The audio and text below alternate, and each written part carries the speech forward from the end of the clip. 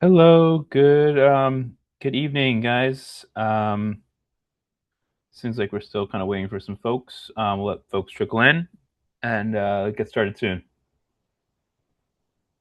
Hey, sorry I was late. I couldn't find the link to join. No worries, Rachel. Yeah, it's not easy for me either. I have to log into the ANC 1B office email for some because they're technically the host and log out of my own email, so uh, it's not easy that way either. It Um, landed in my junk mail for whatever reason. Oh, that's weird. That is weird. Okay. Hope everyone is doing good. We've just let seems like we've got a couple more people join. That's good. Oh, Miss Gall, yeah, Miss Gall is in the attendee part. Let's see, should we allow her to talk? Hey, Miss Gall, how did you get over there? That is the taller gentleman. I have no idea. Ted We Daniels. can figure it out if you I let me enjoy in. my grand. Yeah. Well. Um. Uh. I'm not. Yeah. The We just Click might on the right have. of my name and add as panelist. Okay. There you go.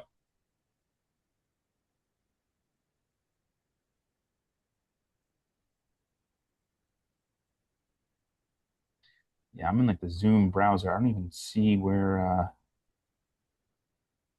excuse me. We're gonna keep I'm on that the right number side of the land now. 10,000. Great. Glad you made it. Okay, here we go. I see the gallery view. All right. Okay. I think we have a quorum here. Let's um let's look at some attendance. Eric Olson. Hello, I'm here. Hey Eric. Um Eileen Johnson looks like made it. And yes, this is the May 20th, 2026 uh, Alcohol, Beverage, and Cannabis Regulations Committee meeting of ANC 1B um, starting tonight. Miss Karen Gall, Could potentially. Present. present. Frank Chauvin, Present. present. Nice photo, Frank. Hey. Commissioner Stephen Hanrahan, present. Let's see. Oh, Eileen actually joined. We'll keep going. Alex Smith. Oh, I see Alex. Hi, Alex. Stephen Rutgers. Rachel Scheckman, Here. present. Kate Klein said they couldn't make it. And then Eileen, we will mark you as present. Great. Hi, Eileen. So we have, let's see, we got, that's six. The quorum of the six meeting starts at 7:06. Okay. Hey everyone. Thanks for joining tonight. It's been like hot outside. It didn't like really rain, but I think it's supposed to like cool down and it's supposed to like rain for like 3 days straight. Um, we again didn't get any placards. Yeah, I guess we were so inundated with placards last year. I felt like they would never stop coming, and they actually did. So that's kind of crazy. Um, to note, I believe that the this year in September will be the retailer's class B license, which is grocery stores. So we will be getting placards, probably pick up around the end of the summer, fall, I guess like September, October again. There's not too many Bs listed. We had that list before. I don't have it up directly in front of me, but there's not too many Bs, and knowing our history with some big named clubs and bars, we don't have as much concern with some of the smaller corner stores. Stephen, do you know if the Shaw Howard Deli is coming up for renewal? Because that is actually a big issue, and I'm happy to give you a readout on it later. Yeah, that's good. That's good intel. I think once we get a little closer to that date, we're still about about like towards the end of, I think, yeah, September 30th. So once we get a little closer, I'll send out the list of kind of the ones we're like anticipating for, and we can maybe do a little bit of that 2 hour Um, background. just flagging that this is one that we're going to want to be prepared for if it is coming up. So the more advance notice we have, the better. I It's do been a remember hearing, multi-council. yeah, Yeah. yeah, I do remember hearing about it. I think when I first started, there was like a board order about it and stuff like that. Um, so that's good. That's good intel. Okay. Um, well, uh, yes, well, that's coming up. We're still gonna have the B licenses coming up. What else is going on? And I'll make a note of that. Yeah, Shower Hill Deli. Um,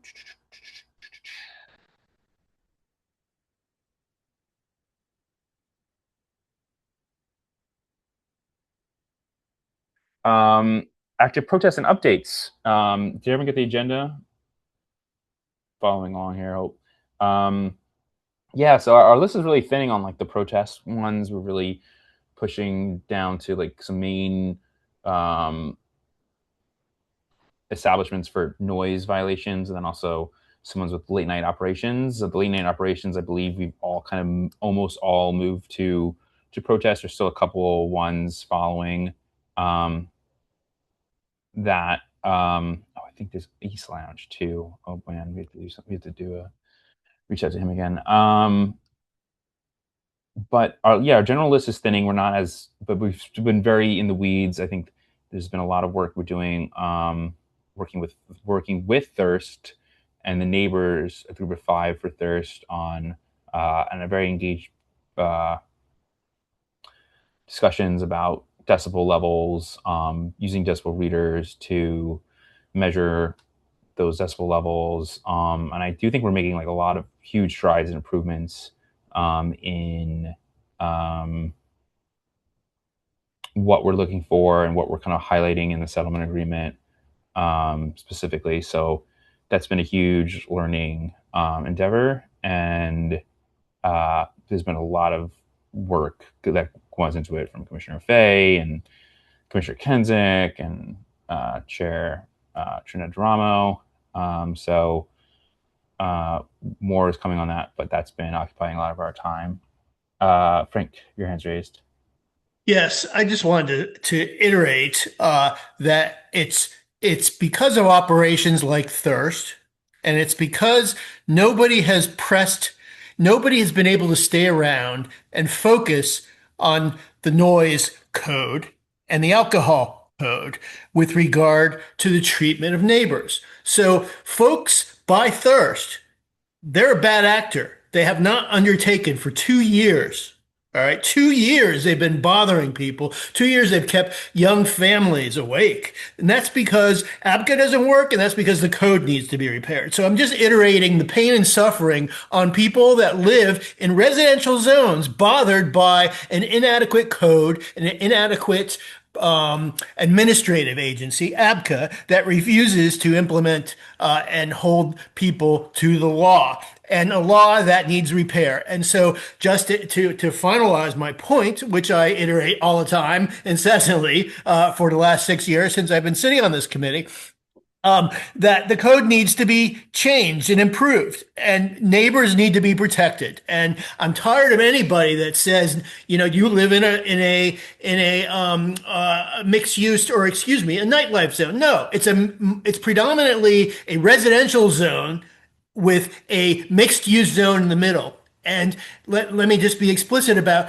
the mixed use involvement. Mixed use. That doesn't say commercial, right? That says mixed use. That doesn't mean that the commercial gets predominant treatment, right? It means mixed use. In one of my blocks in my neighborhood, Stephen, that you're familiar with, 9th Street, 1900 block of 9th Street, my neighbors are suffering because these people think they have a predominant right in a mixed use zone. Okay. Mm-hmm. And so, and treatment of mixed use is not handled in the zoning code, nor in the ABCA code, nor in the noise code. And that needs to change because one of the protests coming before the ANC will show that these folks that have invested in this neighborhood for the last 10 years have lost two and $300,000 on their homes. Okay. Why? Because nobody's paying attention and people just move out. And that bothers me. It's not right. And so I appreciate everybody's support and thinking about those changes as we're doing here at the committee. But I did want to iterate Thirst, is a year and a half, 2 years behind the ball on this and have been bothering people. So I thank you for whatever we can get done with that Thirst settlement agreement. Yeah, Thank you. Mhm. I just want to add to that. Like, I hope that whatever you put into writing is solid because, as you can see with what's happening with Flash from the emails that I've been CCing, like getting ABCA to actually enforce the settlement agreements or actually enforce their own regulations is almost impossible.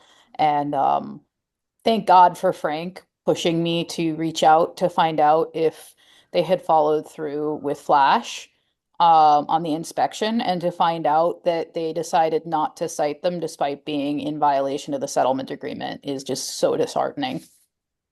And I just wanted to put that on the record. Well, I would like to say, and I mentioned before that the ANC needs to have stronger teeth in regards to enforcement of these settlement agreements. They need to have stronger, they need to have a tiered system in which they work. And I put that information in that, in the information that I wrote up for the streeteries that I think that we should adopt in the standard operation procedures, as well as also indicated in the settlement agreement as a way in which the great weight of the ANC could be seen, and then also tracked, because a lot of the issues that we're talking about, if we were doing a lot of due diligence on enforcing these settlement agreements, we probably wouldn't even get to half of the issues that we are constantly berated with in this meeting. I guarantee you that. It's just a matter of making sure that whomever is responsible in their SMD, that they are receiving the information from the community, and then they're following up with the, now as we have a paid lawyer, they're following up with MPD. They're doing everything that they can to affect the businesses that are bad actors. So I just think that we just need to strengthen the ANC position on what they can do, because it is possible. But I think that for some reason, the ANC has been playing ball too much with some of these bad actors, and it's making the residents feel uncomfortable. And I think that we really need to find a way that we can find a way to build community based Yeah. on what the residents want. Well, That's what I'm Pascal, thinking. to be fair, we've been ANC, and I think since I've been on it, has been spent, I mean, upwards of 20 plus $1,000 now I mean, you to can a speak for, lawyer. you weren't 6 And years on this yeah, right. thing. Yeah. That's So I'm not there's speaking there's about history you there. specifically. What I'm saying is that I'm looking at the patterns. I have a tendency to look at patterns as opposed to what people say in rhetoric. For sure. I look at what people are actually doing, and the what we're talking about now is based on the patterns. We wouldn't keep seeing the same thing repeated over and over again if we were addressing it. So Right. that's what I'm speaking on. Thank you. Yeah. And Yeah, we're and all just to trying. like Yeah. uplift that, Stephen, like my issues with Flash are because previous ANCs did not show up when the residents asked them to protest them having any sort of amplified noise on the rooftop. There was an opportunity 10 years ago to prevent this, and the ANC decided not to Mm, act, and we are reaping the repercussions of that now. And it also forced several longtime residents to leave the area and abandon their homes because of it. Yeah. Yeah. Well, thank you all for, recontextualizing us why we're here. I think that's always really important. Yeah, I mean, not easy things to do, but we have our list of ways in which we are trying to deal with them. So I think to kind of pivot off of that, so I think following up on kind of, I guess, what, yeah, just ANC in general, the conversation about that is we have an opportunity here to kind of make like an ABCR kind of like guide, kind of based on what we've learned with our term here in Abaco over the last year and a half, and kind of just write this out so that we have it for future um, commissioners and future ANC one beers, to kind of have the general sense of kind of what the um, laws of the land are. Um, so we're a little behind this. We haven't really done too much of a dive um, into that, but I guess that's kind of like the that's the idea behind some of the stuff. And then the pieces that I guess would fit into that are one mostly being the like this draft settlement template, which I shared earlier, and that one is actually a little bit of an old draft template. We've had like, I don't know if we actually have a new template one, but we've update iterations of it based on a couple of new settlement agreements. So um, take that a little bit with a grain of salt, but we do have that settlement agreement, and then kind of fusing in some language of streetery language here, to kind of have like that part. So we have like settlement agreement, then we have the guide, and then finally the noise balance map. So and those are kind of like our main things there that we can try and work on and do to try and institutionalize this, so we can put these ideas to work, I guess. Eileen. Yeah, I just want to say I feel like there is a disconnect in understanding the issues that we're facing on the ANC. And I'll just pinpoint my frustration and disappointment attending the special meeting when members of the commission defended an all-night restaurant as not being nightlife because it was a restaurant, even though it was happening not in the daytime. That kind of um, I don't know, three card Monty Rhetoric. rhetoric, Capitulation. very capitulation. Makes me want to give It's up. operating all night. It's happening at night. They're not asking for a daytime exemption. They're asking for a nighttime exemption. And it was really depressing, demoralizing, disappointing. Those are strong I'll be words. frank. I'll be frank. You guys don't Yeah, even live that close alliteration. to that place. Yeah, yeah. That you, Stephen, defended it as not being nightlife. And laughing it off right now when Right. everyone's Well, really upset I got to about take it it. with a grain of salt. But I hear you. No, we And don't. we were. I'm No. impacted by a nightclub that people said wasn't going to be a problem. I have like the text of that, and it was different commissioners, same deal. Yeah, it's a And challenging, you've challenging you've said business. dismissive stuff about these things. So please don't Look, dismiss what Eileen is saying because you don't agree with it, and don't laugh it off because I'm I think not.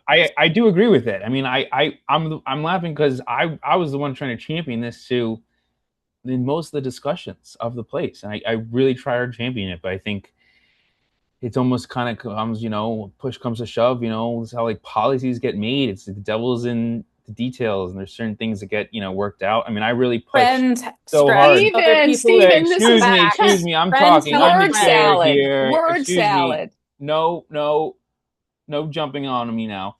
I worked so hard that day to make an agreement with the owner to they would agree to a special police security arrangement, because we read a prior one that was based on the RDO program, and everyone brought up the fact that the RDO program fell apart. So I worked really hard to agree to the I forget the name on the top of my head acronym for it, but that was me. Most other people were willing to capitulate to far more levels, and I stood up for the committee and I stood up for everyone else. So I'm not standing for that. I capitulated because I stood up for you guys. So next order of business, we're moving along. Um, we had an alley walk. Is Andrew in the meeting? Andrew, there's some stuff in the chat right now. We're not really working on agenda. Yes, let's work on an agenda meeting. Agenda item. Boo. Let's work on the Noise Balance Amendment Act.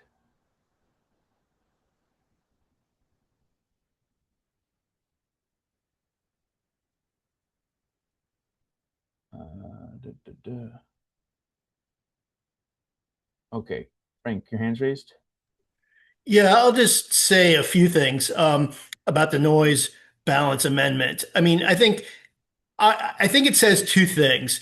And, Suda, who's in the audience, and I, and another group, this is when I was on the ANC as a commissioner. We started, Suda and I and the director, Musali, and then myself and some folks, including Commissioner Kensick, met regarding the folks at 14th and W. But two instances of our neighborhood suffering because the inspectors from ABCA in the law have to get into a unit to at all hours, 9, 10, 11, 12, 1, 2, 3, 4 in the morning, get into as currently written into a residential unit, which is very problematic for lots of reasons.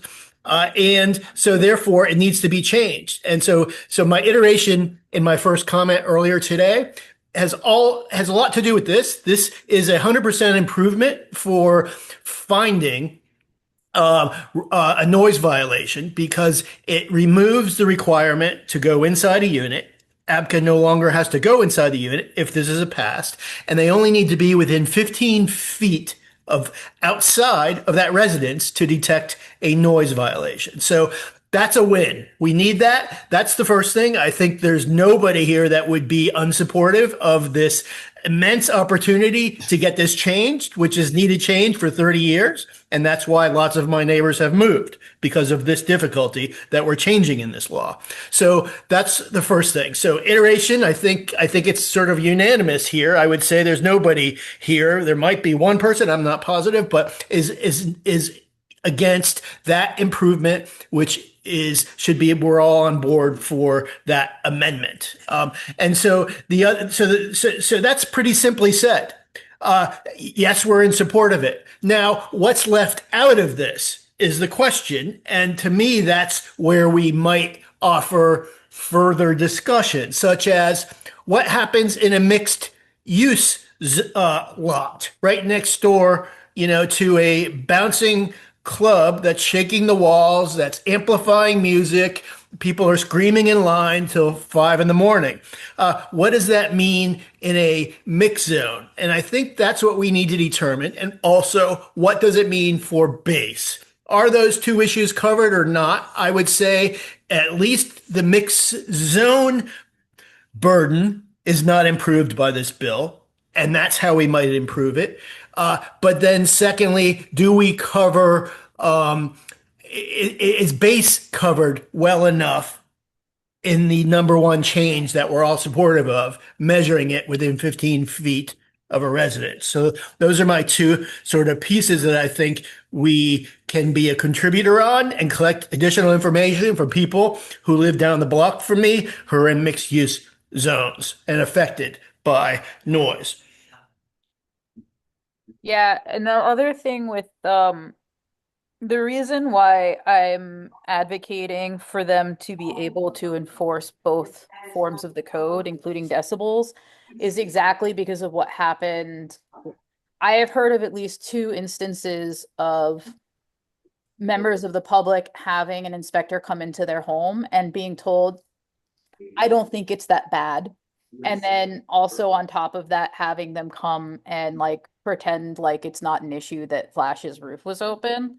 Like it it gives me as a resident the ability to say the inspector said it wasn't that bad, but I have an actual readout of the decibels on my street that night. And so it gives a basis for evidence as to why a place is being cited.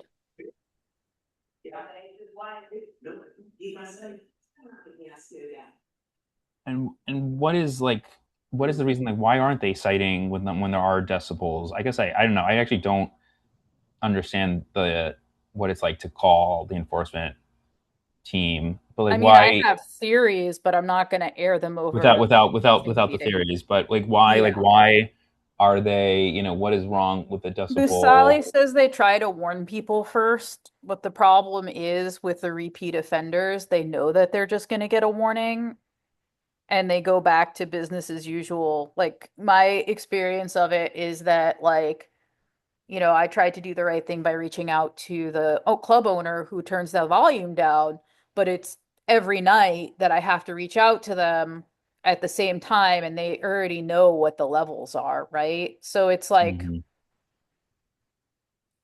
it's this constant cat and mouse of people trying to get away with things and then yeah, Frank, you have your hands up. Yeah, I would identify the crux of the problem as this. All right. There used to be a nightlife task force. And because ABCA's not up to speed on the problems that their industry causes, because, and I iterate this all the time, but ABCA has a dual mandate. One, to register and regulate the cannabis and alcohol industry, and two, protect the health and welfare of the community. Okay, so when DCRA was dismantled, all right, in 2022, they disbanded the noise task force. Okay, and the noise task force was MPD, DCRA, and ABCA. Okay, so they disbanded it. And who can read decibels? The only folks that can read decibels are formerly DCRA, now DOB. All right. So if you go on to ABCA's website, you'll see Noise Task Force. There's a whole page. Guess what? It's been dismantled since 2022. ABCA, get your act together. Stop acting like you have a noise task force. They don't. Okay. Hmm. But with the dismantling, they decibel readers went away because the only folks that undertake decibel reading is DOB. All right. So DOB, they say bye bye to the community at 5 o'clock. Hasta luego. I'm going home. Well, guess what? You're shirking your duty. You haven't reinstituted the noise task force that you were a part of since you were separated from DCRA. So Hmm. that's the crux of the problem. Nobody has readers. Yeah, I, mean, I do remember Musali when he came to, I think, one of the ANC meetings. I think he discussed that. Um, He discussed it with regards to commercial zones, saying, and accurately so, that it's hard to determine where the decibels are coming from. But like, how do mhm, you know where the noise is coming from? If you have multiple contributors creating a high decibel level, you know, it's a combination of being able to say, yeah, it hits 70 decibels in this residential zone and also, I heard the noise coming from this club. It's not an either or, it's a both and. And also expanding the ability to enforce sound code to multiple agencies, not just ABCA, but extending that to like MPD, who is out there at all hours of the night, regardless, would probably also help. I know they have bigger issues mhm, to deal with, and I'm not saying that they should be tasked with that explicitly, but being able to also rely on that when the inspectors are overburdened, it would help a lot. mhm. Um, I think we need some more like understanding on that because I do remember he was like talking about the I guess they do. It doesn't look like that's on the table for the Noise Balance Amendment Act. Um, No, but that's why I'm saying it should be. maybe we should include it more. Um, Yeah, okay. I think an iteration of DOB stepping up and re-implementing the noise task force. Yeah. That's an explicit line, and it's missing. And if you go to any protest, as you have, Stephen, a protest hearing before the board, there's a Yeah. report, an inspector report done for ABCA by an inspector. And in that report, at every hearing, at every protest hearing, you'll see a section called the Noise Task Force. And the inspector, being the inspector who doesn't question things because he doesn't know, he writes things in this noise that, well, anything about noise. Well, it says noise task force in the report. And so they're even like improperly conveying that it exists because it doesn't exist, right? So they're confusing the issue at APCA by calling it what the noise task force did because there is no noise task force. So at a minimum, I'm just saying that we add a provision and say we need DOB to reactivate the noise task Okay. force that Yeah. was dismantled in 2022. Okay. Okay, that sounds good. And so what I'm just doing right now, I guess you guys can see I'm sharing, is I'm just taking like little notes at the end here of kind of these categories where it's like um, the wins of the proposal, and then I put them a lot into like the what's kind of missing or what's kind of half missing, and actually what's half missing, right? So with things they kind of mention a little bit, but like maybe don't mix use, and then C is maybe like what's not in there at all.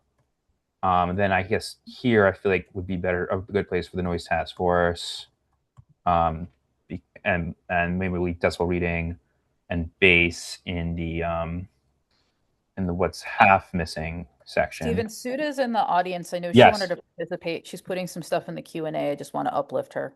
thank you. Yes, and I was just looking at that too and wanted to transition to that. Let's see, Suda, and going to Suda's point, we could just jump in now to look at the bill itself. Okay. Suda says the act is better, so there's nothing to hope the issues identified by those nearer ninth than you. I would ask that we follow through on what we discussed on the call a week ago with Stephen, Francois, and Matt and go line by line to discuss the language, whether it's tonight the next meeting. We have some time now, so I think we can do that. The decibel reading doesn't even matter. The legislation means you shouldn't be able to hear it inside your house, full stop. That's all they need to enforce, and they won't. Yeah, I'm not understanding why are they just not enforcing? It just seems a little crazy. But Suha, we've promoted you to speaker.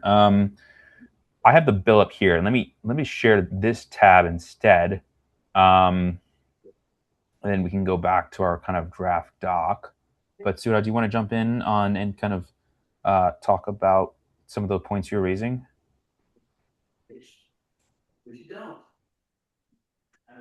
Sure. I'm not sure how we're doing this. I know in the call a week or so ago, you kind of mentioned we could go line by line, like through the proposed language that I had sent over email. I don't know if that's an option, or if you want to do it through the act, that's fine too.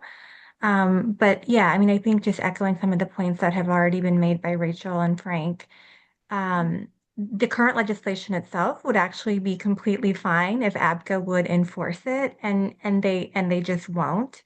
So we need to propose language that doesn't give them like any opportunity to come up with these different excuses that we're hearing, whether it's not bad enough, we don't know which bar it is, the excuse they gave Rachel on her complaint last night. There's just like an endless list of reasons why they're unwilling to issue citations. So the language needs to read in a way that um, just makes it foolproof for the community to be protected. And then the other point that I would make is the language in the proposed bill does not improve at all the issues that we're facing for those of us that live near Ninth and U, where they cannot figure out, or they say they can't figure out where the noise is actually coming from. So unless we change it so that they can actually find bars being closer to the noise source, it's not going to make any improvement whatsoever in terms of like our well-being for those of us that are living here. Um, so one thing that I was thinking about, and this was actually Frank's suggestion, but if we don't want to put language in the bill for every area, if there could be some kind of a carve out for the high concentration zones where enforcement's a little bit different to make it to address that particular concern, I think that would be uh, something I would also advocate for. Thank you. Yeah, I remember at the end of our call that we convened with Francois and Matt Fay as well. I think we did talk about the sense of that having like an extra. That was kind of your, I think, your solution, Suha, right? To include that this like a special note in regards to like moratorium zones.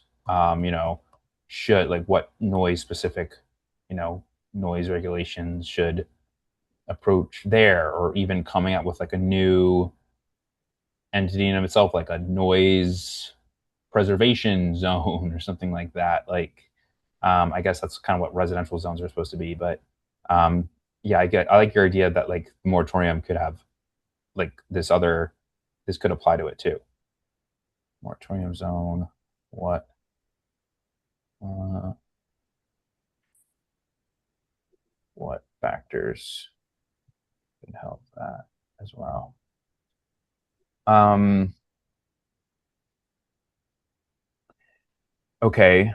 Um, well, I don't have your email in front of me, Suha, with the with your language, but I do have the legislation in front of me now. So maybe we could just kind of just quickly go through it and just kind of all familiarize ourselves with what it's specifically saying, and then we can just kind of also think in terms of those three categories of things we like, things that we kind of like, but and then things it doesn't say at all that we think it's missing, and stuff like that. How does that sound? I like the idea. Okay, so um, being acted. So it seems like okay. First part is about um, okay, mended. Some of the stuff is hard to read. Maybe heard in print. Okay, maybe heard it. Oh, it actually does introduce this idea of this noise restricted area. That's interesting. We're not gonna. I don't know if we're gonna understand this whole legislation right now, but this is actually interesting that there's a noise restricted area. That could be something maybe we're maybe like 9 AU or something like that. Um, Well, the noise restricted area, I think, is reference to the 15 feet from a residential home or a residential mm, lot. That's the area where they have to, the noise can't be heard from. If the noise is heard in that 15-foot area, that's where a violation is found. yeah. Okay. Okay. Okay. All right. That's good. Um, okay. Yeah. Noise restricted area. All right. Then we have this idea. This is great. Um, a building other than the building. This also does. This kind of alludes to the mixed use because it kind of says a building other than the building in which the licensed establishment is located. So that seems like this kind of gets at the mixed use idea. Um, any private or space within 15 feet. So that seems good. Um, So Stephen, that's what I'm saying. Like that is not good. It's not going to solve the problem in this area because in an area like this, the excuse has been we don't know which bar it's coming from because every bar is making noise. mhm. Yeah, and the reason that I also bring in bass is because with that rule, if you stand behind in front of my house, like flash doesn't sound like much. You just kind of hear this pulsing noise. But if you're inside my home, my entire wall is vibrating like a heartbeat, right? Mhm. So having a way to measure bass and to account for bass is important because bass is a sound, but it's also a feeling and it transmits through walls more readily than other forms of sound. And so even if you and can't it's a vibration. experience it, yeah. Well, my first thing would be, musicians measure bass all the time, and we have music departments, and they can measure the decibels, and they can also tell you the best way to measure it, because they have to measure it, and they also can tell you the best way to muffle it. Um, you can hit it from a scientific point of view to ensure that the community is getting what they need. And I think that currently we don't have any subject matter experts that are working on this in the proper way. And so we have a music department over at Howard University that could be helpful to get us a good sound measurement, the latest, excuse me, the latest sound measurement tools in order to ensure that we are using the best equipment possible. Any seismic measurements, because as you're talking about the reverb of the bass, Rachel, that you can feel it pulsating from your inside of your home. Yeah. I know architecturally there has to be some type of Both Flash and I uns- have, sorry to interrupt, both Flash and I have both put in stuff to prevent the transmission of bass. We've both spent tens of thousands of dollars at this point. okay, Uh, but we've also worked with a sound engineer. Sorry to okay, interrupt, but just to like to distill this, if you have a good sound meter, and this is another reason why I'm advocating not just for sound meters, but also for readings for uh, both the decibels for the dBA, but also the dB, I think it's dBB, which is the bass, is if you have maximum numbers for both of them, those both can be read on a decibel meter, right, a good one. And the reason I'm advocating it again is not because I want ABCA to enforce it, but because I want the residents to be able to say, I called ABCA and they said it wasn't a problem when they were standing on my street, but I have my decimal reader and it is saying 65. right, Mm-hmm. and that definitely helps you in regards to recourse, Rachel. And but the thing is the next step is, okay, the actual enforcement and the fines and everything that needs to be written into the policy to say what's going to actually happen as a consequence of violating, and then to make sure that it is actually enforced. Yeah. You can write a policy all you want, but if there's no enforcement of it, 100%. then you're going to have we're going to still be doing this round robin, and everybody's going to be adding their opinions, but it's going absolutely nowhere besides the abyss of a policy paper. So Yeah. that's what I'm just trying to get us to a endpoint. This is the reason why I'm saying we have to make sure we strengthen what we're doing and what we're saying, because this type of conversation is going to be ongoing and ongoing with nothing, no end result. And I want to see you all have some type of end result in what you're going through. That's all. Thank you. Thanks, Pascal, for that. Just a note, I have to kind of hop by 8:05, so we've got about like just 15 minutes left. Just to kind of give a little uh, bit of that in there. Um, Frank, I see your hand is raised, but just also, I was just reading this too. So what about this? This says sound, noise, or music includes sound, noise, and music such as bass noise and similar sounds that generate vibrations or shaking, even not audible. I know we just mentioned the enforcement part, but it does seem like the legislation at least is making an attempt to try and get at that problem of the bass. The legislation is written properly, Stephen.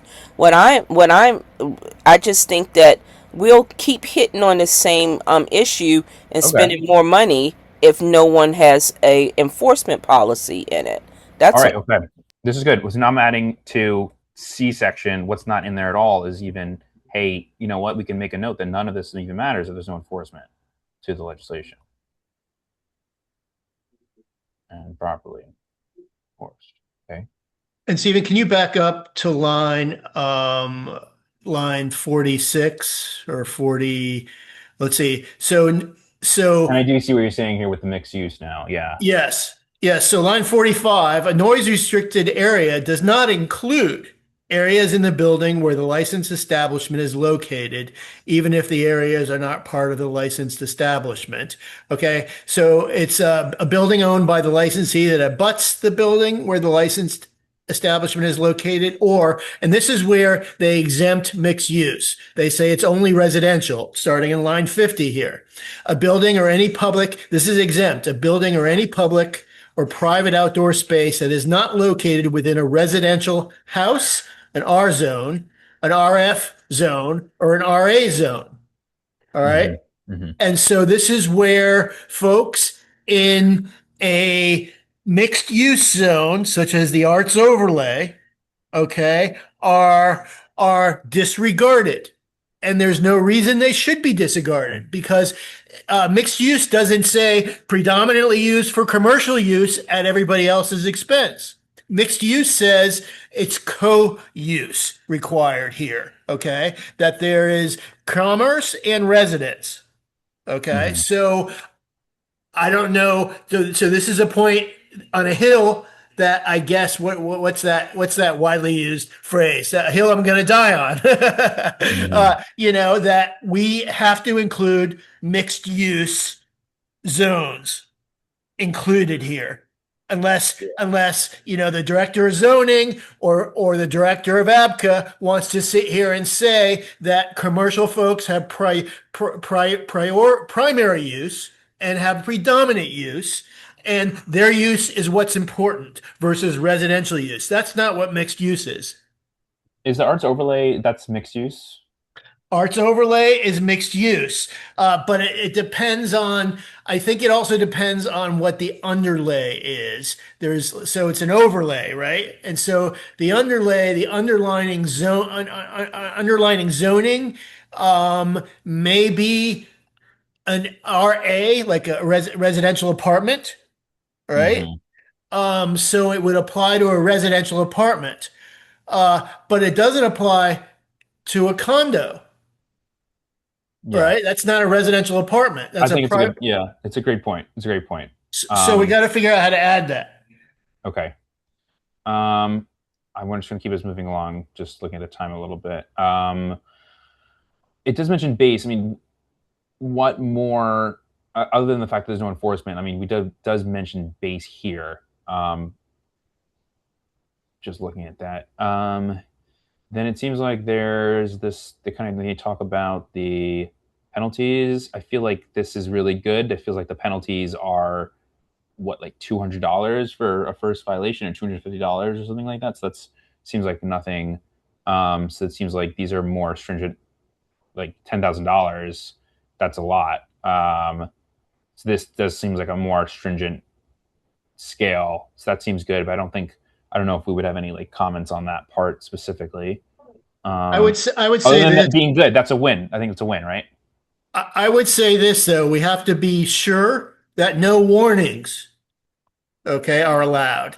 And all through the regular code, warnings are allowed for too much business that is onerous. Too many mistakes that go on for too long with too many warnings. And so I don't know. This doesn't say that there's a warning, but it must be clear that there's no warnings, and I'm not certain this I does agree with that. that Mm, 100% because that's where I keep getting messed over is warnings. hmm.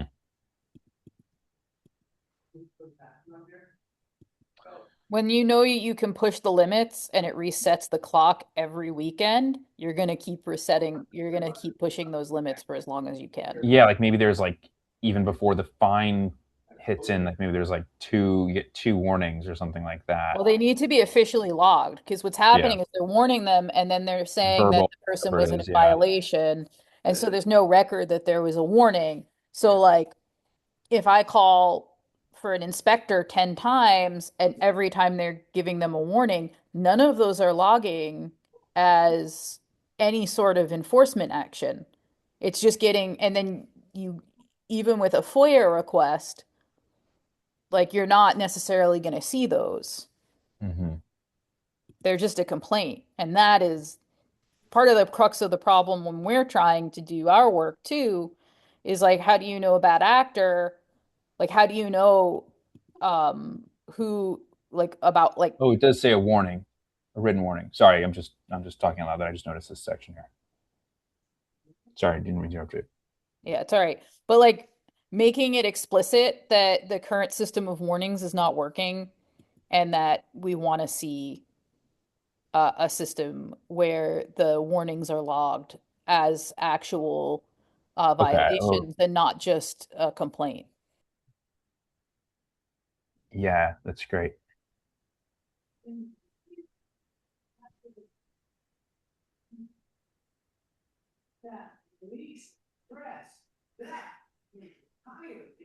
Great. Okay. Um,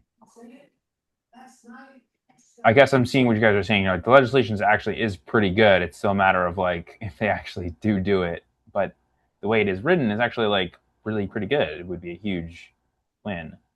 Um, Except for the places that, for example, Frank was just pointing out about Mixed the use. exclusion of mixed use from areas where it's applicable. Mm-hmm, mm-hmm. Yeah. Um, yeah. Yeah. Um, okay, next statement. Okay. Um, yeah. So I guess it's mostly it's talking about it's like defining part, which seems a little bit more greater. And then there's they do mention the warning, and then there's the noise restricted area. Um, so that's so I took some notes on to let's jump back to this one. I took a little bit of notes and just like these general categories that I was kind of like mentioning. Um, so I think that's helpful here. And then like quickly, let's see if we can go look at what Sudha was saying. Um,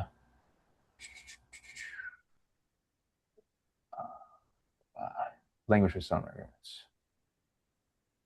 Okay. Um, do, do, do.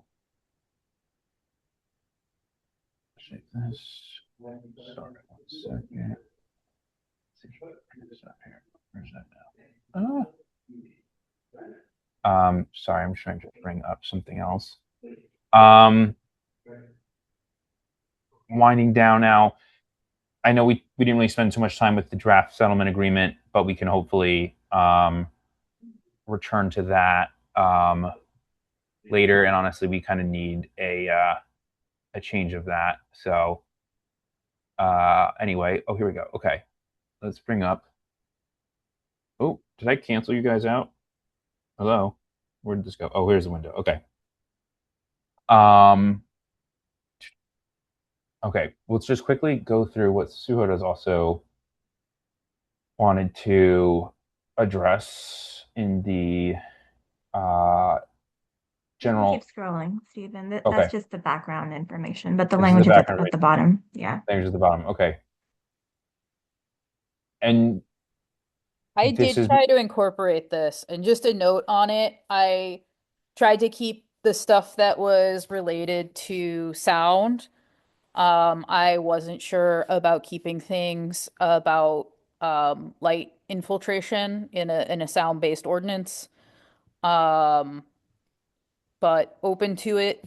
And then tried to Commissioner Fay recently wrote some language around um, outdoor operations, and I tried to blend your language with Commissioner Fay's, just because I worry with some of the language that it might be too restrictive and might not pass. So I tried to like find a balance between the two when writing what I wrote in my and document. and this is And I did take what from this. and then Rachel, what you're talking about is the windows and doors closed part of it. I think there was. Or greater review for the Summer Gardens trees.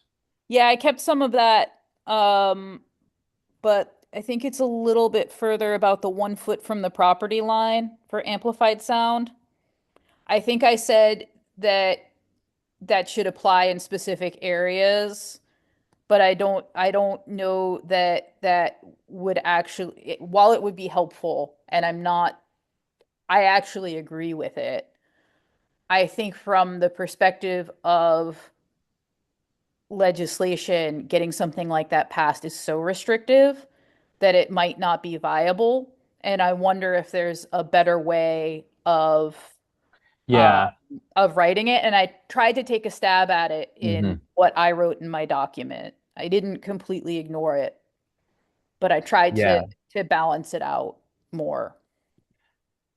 Yeah. I see what you're saying. And then Suha, I think I'm wondering if this we could maybe incorporate this more with like the settlement agreement template. I just think it's this is more kind of specifics of certain things would be better suited for that um,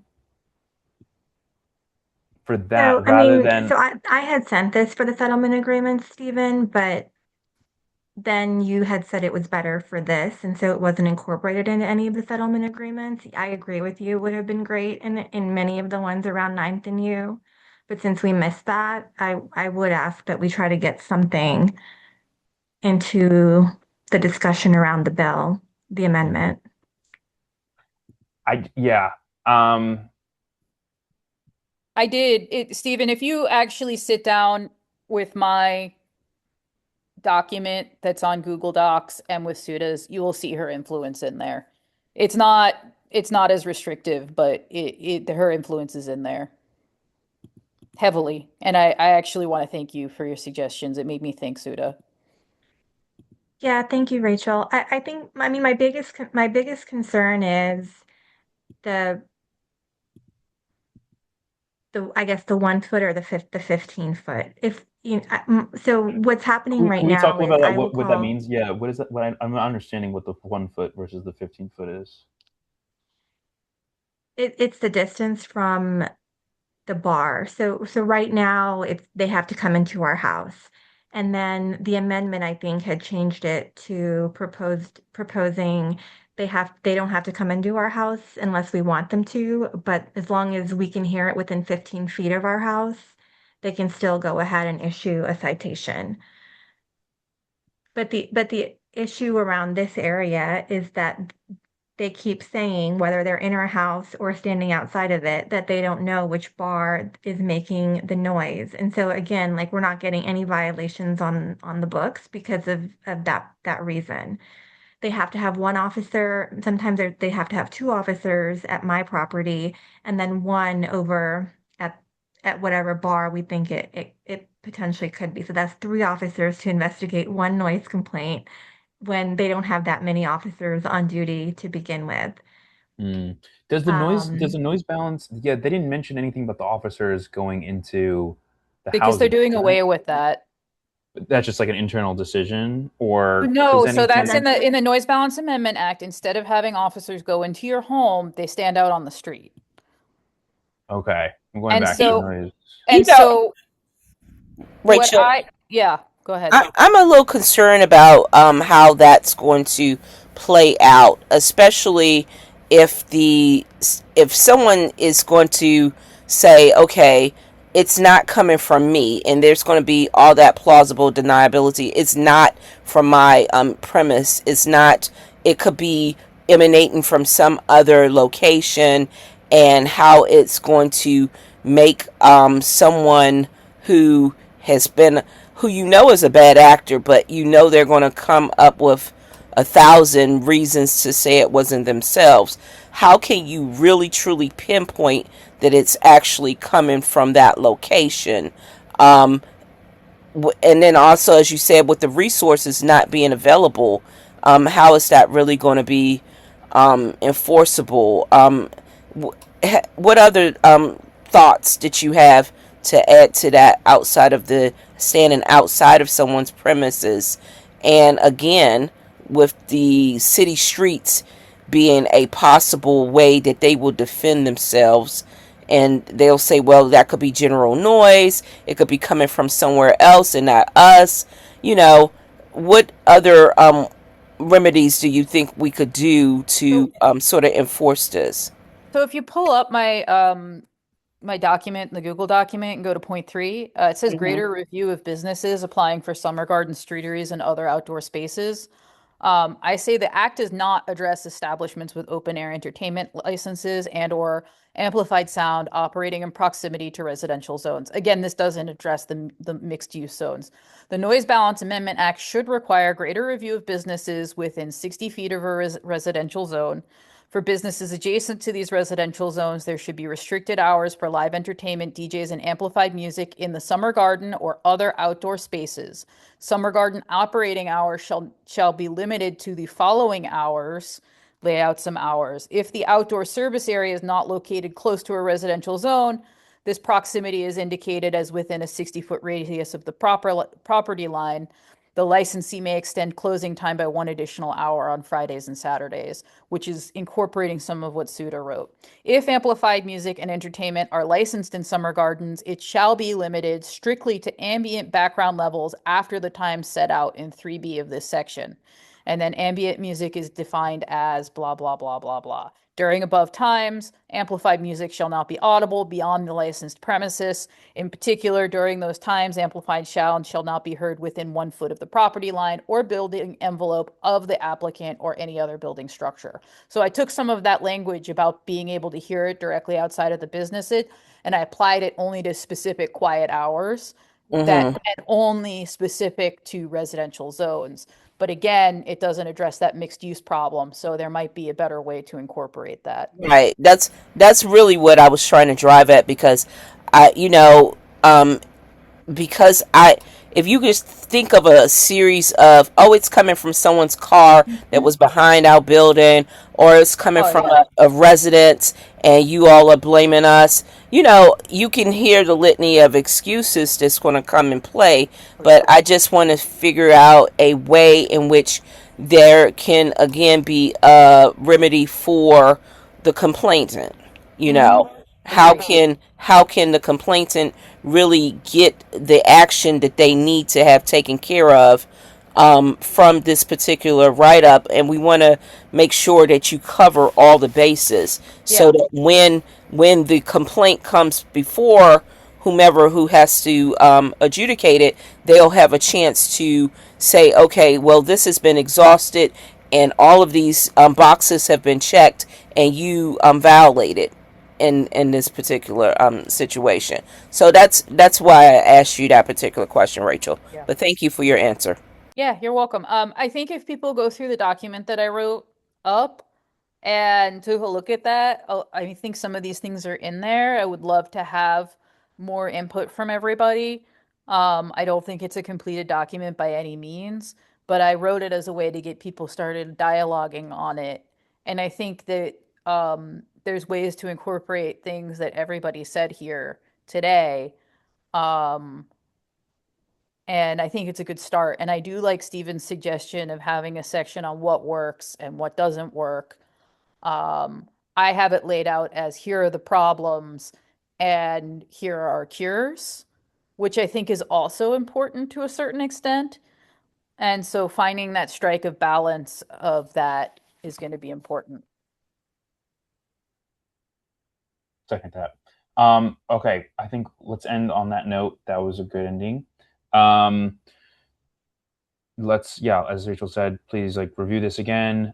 Please review the also the specific bill, and we can turn to maybe discuss it and push it more. But I feel like I took some good notes on that discussion and some of these things, and am trying to listen to you guys. So hopefully we can keep turning these things into tangible policy actions. But I have to run now. So thank you all. Stay dry this weekend. Happy Memorial Day, and see you guys soon. Okay. Bye.